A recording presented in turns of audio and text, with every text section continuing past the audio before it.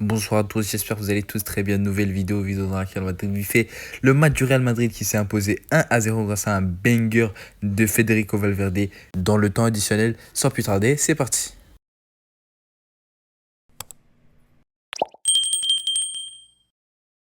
Alors les gars, c'était dur, c'était très dur. On savait face à Bilbao, ça a jamais été facile parce que tout simplement, l'Athletic Bilbao, c'est une équipe qui peut te surprendre. Ça, comme vous l'avez vu au match aller, ils avaient battu le Real Madrid 2-1 grâce à une dernière erreur de Valverde à la fin et ils ont profité pour marquer le deuxième. Aujourd'hui, c'est Valverde qui lui donne la victoire face à Bilbao. Ça fait extrêmement plaisir, même s'il y a quand même une déception de l'élimination face à Arsenal, mais ça fait plaisir que le Real s'impose parce que c'était un match compliqué.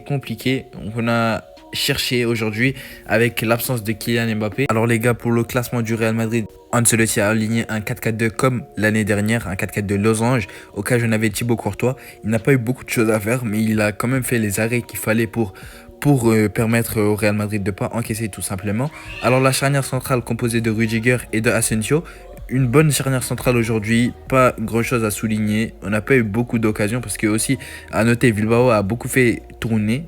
Je sais pas pourquoi, mais en tout cas, ils ont beaucoup fait tourner les Iñaki Williams, etc. Ils sont rentrés en deuxième mi-temps, à noter comme Oyan Sunset, etc. Alors, la charnière centrale Rudiger, Asensio, un bon match tout simplement. Camavinga, un très bon match en tant que latéral. Il remplace Fran Garcia. Camavinga qui fait un très bon match. Il a été très solide défensivement, offensivement. Il a été vraiment bien présent. Valverde en tant que latéral lui aussi, il a fait un excellent match. Buteur qui permet au Real Madrid de suivre le Barça. Il a été exceptionnel Valverde. En 6, on avait Tchouaméni lui aussi qui continue sur sa lancée. Il fait une deuxième partie de saison exceptionnelle. Il a été super bon aujourd'hui. Accompagné de Ceballos. Ceballos il revient de blessure. Donc ça va, il est sorti assez tôt pendant le match. Modric qui fait un très bon match lui aussi. Bellingham, il a été beaucoup vu. En fait, il avait son rôle de l'année dernière. Il a raté beaucoup d'occasions malheureusement, mais il a quand même fait un bon match. On l'a beaucoup vu dans le jeu, soit défensivement, offensivement. Il a été beaucoup présent. Rodrigo lui aussi, une très bonne première mi-temps, mais en deuxième mi-temps, il a été moins vu. Après, il a été remplacé.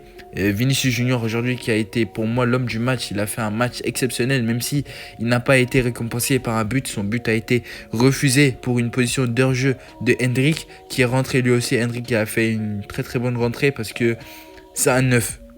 C'est un neuf, le Real Madrid n'a pas de neuf et lui il fait des appels de neuf qui font beaucoup de bien. Il a eu quelques occasions, mais il n'a pas réussi à marquer, mais il a quand même fait une bonne entrée selon moi. Brahim Diaz lui aussi, très bonne entrée, on peut souligner. Lucas Vazquez, une entrée correcte, on va dire. Voilà. Güler lui aussi, il a fait une bonne entrée. Donc voilà les gars, dans l'ensemble, on a fait un bon match. Donc voilà, c'était tout pour cette petite vidéo de débrief. Je vous invite à lâcher votre petit like si la vidéo vous a plu et surtout de vous abonner à la chaîne en activant la petite cloche de notification. Et je vous dis à la prochaine pour une prochaine vidéo. Allez, salut!